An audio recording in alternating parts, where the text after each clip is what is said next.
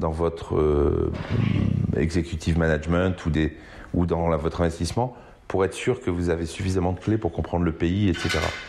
Mais il faut savoir que très souvent, enfin moi ce que j'ai vécu, il y a peut-être d'autres cas, mais les levées de fonds faites en Chine sont pour le territoire chinois, sont pour un territoire asiatique. Donc ils ont une vision du monde qui est très régionale, mais à mon avis comme les États-Unis. Les États-Unis, quand on lève des sous, c'est principalement pour les États-Unis ou l'Amérique du Nord first, et puis on verra ensuite. Donc ça, c'est la première chose. La deuxième chose, c'est que en Chine, c'est plutôt le fait d'avoir été là longtemps que le fait d'avoir été français qui m'avantageait. C'est qu'à chaque fois que je rencontrais des fonds ou des gens, ils me disaient « Ah oui, t'es là depuis longtemps, tu connais des gens, etc. » Et ça, je pense que c'est la vraie différence. Et souvent, nous, on voit arriver des entrepreneurs français qui ont une idée, bonne ou mauvaise, et qui sont persuadés que parce qu'ils sont français, les Chinois vont être là, ah ouais, mais ça marche pas comme ça, je pense. Ça marche pas du tout comme ça. Si l'idée est bonne, si la personne est capable de démontrer qu'elle n'existe pas en Chine ou qu'il est capable d'exécuter, ça va aller tout seul. Moi là, j'aide en ce moment, alors je peux pas vous dire qui, mais j'aide des copains de Paris c'est un essaimage d'une grande société française, qui est une solution technologique absolument sensationnelle, qui est bien et tout. Et en fait, les Chinois sont très très intéressés parce que le produit est bien, la technologie est bien. Alors, je reprends un petit peu tout ce que j'ai lu sur vous, des phrases que vous aviez prononcées, etc.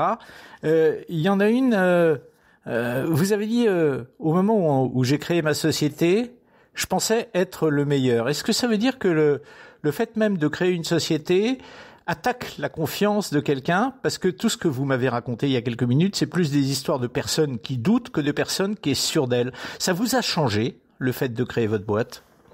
Non, ça m'a fait comprendre en fait plus les clés de ce qu'il faut pour réussir en fait. Mais non, ça m'a pas changé. Moi, je voulais le faire en fait. Je voulais essayer ça. Moi, je viens d'une industrie où on réussit un projet sur 5. Donc, je savais que ça serait dur et je savais que ça serait comme ça. Je pensais qu'on était les meilleurs dans notre conception du produit, et je pense que notre premier produit est sensationnel. Par contre, on n'a pas réussi à bien le vendre, on n'a pas réussi à trouver les bonnes personnes pour le publier. Et donc, moi, je pense que si on avait eu un meilleur publisher, le produit aurait eu plus de succès. Mais je sais aussi, venant de cette industrie, qu'il y a tellement de facteurs, il y a tellement un effet de loterie, il y a tellement un effet de mode, qu'on n'a pas eu ce petit coup de pouce du destin, voilà. Pour revenir au fait, quand je dis qu'on croyait qu'on était les meilleurs, moi je pensais qu'on était les mieux armés, parce que meilleur, pour faire ça, et je pense qu'on était très armés. C'est pour ça qu'on a pu se remettre des problèmes, c'est pour ça qu'on a trouvé des choses quand on a eu des soucis, c'est pour ça qu'on a réussi à retrouver une direction, c'est pour ça que maintenant on fait des jeux de sport, etc. Mais je pense que ça fait aussi partie de la construction de l'entrepreneur, qui est de comprendre en fait quelles sont les choses dans lesquelles on est bon, et de construire une société avec ça, au lieu de croire qu'on est bon partout et qu'on va tout casser, quoi. Alors, Julien, vous avez choisi de vous installer à Shanghai. C'est vrai que, vu de la France, la Chine, on fait pas bien la différence ici, nous, entre Pékin, Shanghai, etc. Alors, ça pourrait être une sorte de conseil pour un jeune qui voudrait monter son entreprise en Chine.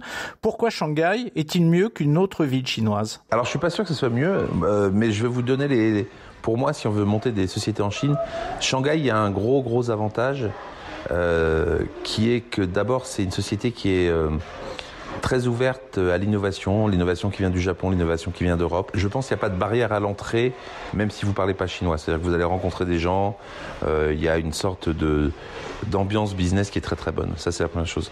La deuxième chose, c'est que moi, je travaille avec des gens qui sont dans des régions avoisinantes, c'est-à-dire Hangzhou, etc. Et qu'à côté de Shanghai, il y a Alibaba, les fameux, et il y a aussi NetEase, qui est une boîte énorme de jeux vidéo. Si vous créez des choses dans la technologie, je pense que Shanghai est une bonne option si vous êtes sur quelque chose qui est très consumer, contenu, média. À Pékin, ça sera plus de la pure technologie, par exemple de l'IA, des moyens de paiement, ce genre de choses.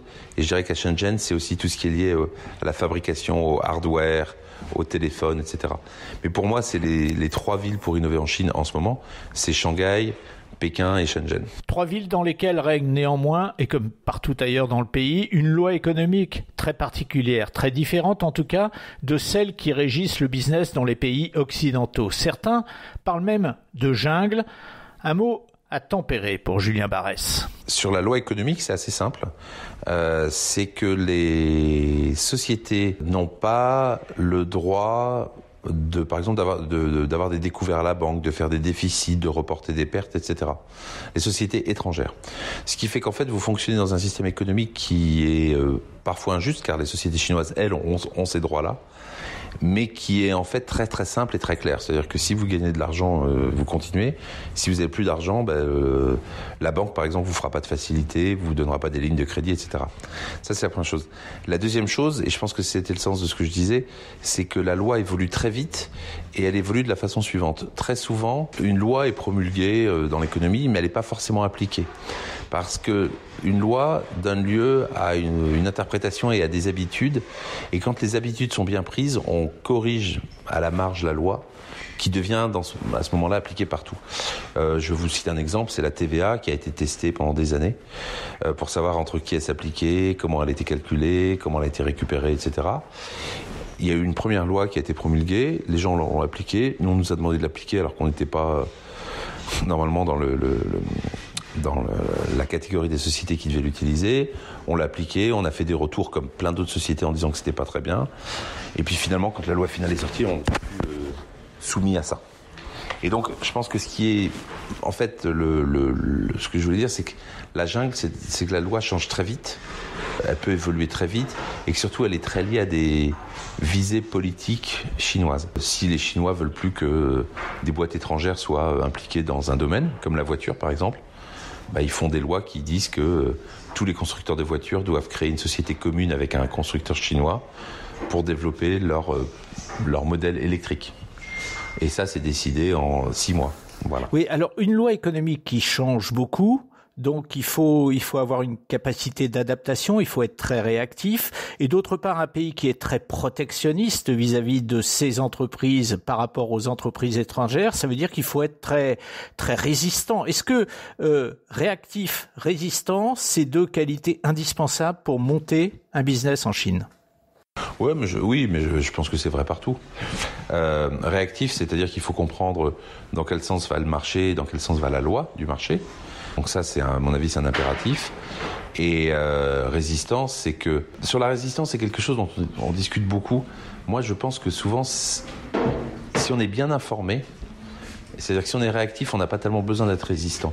Parce que le cadre légal, c'est jamais ce qui fait la vie ou la mort d'une entreprise. Les entreprises qui sont bien informées, elles n'ont jamais de problème. Les entreprises qui savent où ça va, elles n'ont jamais de problème. Les entreprises qui vont discuter avec l'administration. Il y a quelque chose qui est très différent entre la France et la Chine, c'est qu'en Chine, on va discuter avec l'administration, on va discuter avec le bureau du travail, on va discuter avec les impôts, on va discuter avec le bureau des patentes dans notre cas. Oui. Et les gens vous donnent des informations. Par exemple, moi, les impôts, il y a un nouveau statut qui arrive là dans un mois. Ça fait 1 an qu'on est au courant parce que la personne des impôts nous a prévenu, nous a dit attention, ça va changer, ça va se passer comme ça, adaptez-vous. Et donc, je pense que si on a un bon réseau auprès des autorités chinoises et un bon réseau, en général, si on est bien informé, on n'a pas trop de soucis. Alors, on va parler maintenant du quotidien de Red Accent Studio. Qu'est-ce que ça représente aujourd'hui ? Quelques chiffres pour la dépeindre. Nous, on est 35 personnes. Là, on a terminé un projet, on commence un autre, on a un petit peu diminué. On doit être 27-28. En gros, c'est les gens du test qui sont partis, puisqu'on repart sur un cycle. On fait des jeux de sport. Pour vous donner d'autres chiffres, on a un bureau qui doit faire 600 mètres carrés, qui est dans un vieux building assez sympa, qui est tout en open space. On fait environ hors royalty, donc nous on est dans une industrie où on facture des prestations et on fait des royautés ensuite qui nous sont reversées, mais hors royauté, on a un chiffre d'affaires qui est d'environ 1,8 million d'euros par an. Je dois être le plus vieil employé et le plus jeune la plus jeune, Xionglu, elle doit avoir 21 ans. On a 2 tiers de mecs, 2 tiers d'hommes, 1 tiers de femmes. J'avais compris. Voilà. Ce qui est beaucoup dans mon industrie, parce qu'en général, c'est très masculin. Tous les employés sont de nationalité chinoise. Julien est donc le seul Français, un patron qui se définit comme un producteur, qui fait distribuer son produit par des éditeurs de tailles diverses. Et il existe entre l'éditeur et le producteur plusieurs formes de collaboration. Bon, il y a beaucoup de modèles différents. Il y a le modèle de la prestation. Ce qu'on a fait pour Sony, par exemple, on a fait un jeu uniquement pour Sony. Il y a le modèle du co-développement, qui est le modèle qu'on préfère, c'est-à-dire qu'on développe un jeu dont les fonds sont avancés par un publisher, et ensuite, selon des clés qui sont assez standards dans l'industrie, on partage les revenus. Donc sur commande, en fait. Oui, mais on va voir les gens avec des idées, puis ils aiment bien, ils décident de financer. Là, par exemple, on est sur un projet avec une société chinoise. C'est un projet qu'on leur a soumis il y a 1 an, qui leur a rien dit. On avait préparé une idée de jeu, des graphismes, une petite démo en vidéo, etc. Ça les intéressait pas, puis au bout d'un moment, ça les a intéressés. D'accord. Quel est, selon vous, l'avenir et où se trouve-t-il l'avenir du jeu vidéo ? Alors, il est partout. C'est pour ça que c'est une période dingue. Il est partout parce que ce qui va se passer, c'est que les plateformes vont se multiplier et nos usages vont se multiplier. Le jeu vidéo, il est en train de faire la révolution que l'image a faite dans les années 70-80, où on est passé du cinéma de papa avec une seule chaîne de télé en noir et blanc à progressivement beaucoup de chaînes, puis le DVD, la vidéo. Et en fait, le jeu vidéo, on va le consommer de plus en plus. Et d'ailleurs, il n'y a qu'à voir les initiatives qui ont surgi depuis 3-4 ans. Google s'est lancé dedans, Amazon s'est lancé dedans, Netflix. Donc tout le monde veut en faire et on l'a sur nos mobiles, on l'a dans les avions, on l'a dans les trains. Il n'y a plus de limite de plateforme, il n'y a plus de limite technologique.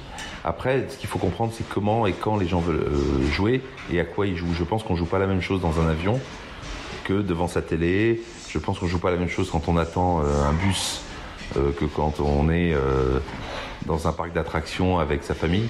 Donc il faut vraiment regarder ces modèles-là et comprendre ce à quoi les gens veulent jouer. Et puis la deuxième chose, c'est que les marques, les marques de Marvel, les marques de sport, etc., ont une importance colossale. Les gens ont une telle connaissance des marques que maintenant il faut retranscrire une expérience qui est très authentique. Donc je pense que ça, c'est les grands axes. C'est la multiplication des plateformes, la multiplication des occasions et puis l'importance des marques dans ce qui vient.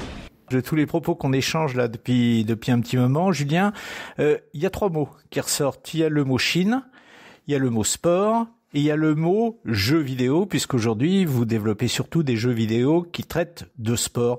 Quel est pour vous le véritable moteur de votre vie d'aujourd'hui? Est-ce que c'est la Chine? Est-ce que c'est le sport? Ou est-ce que c'est le jeu vidéo? C'est un peu des trois. Moi, je mettrais en premier quand même le jeu vidéo. Moi, je suis rentré dans cette industrie parce que j'hésitais entre ça et le cinéma et je voulais créer des choses.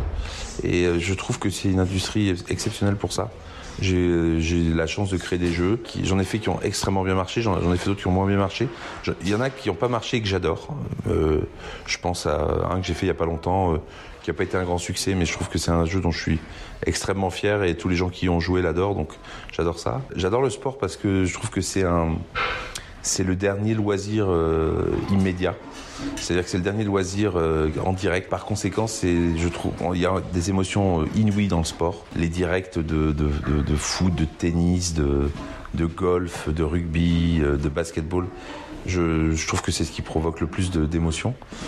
Et puis la Chine parce que ça fait quand même partie de ma vie. J'y ai passé 20 ans. Je raconte souvent ça, mais quand je viens l'été en France, je passe 2 semaines ici. La Chine me manque au bout de 2 semaines.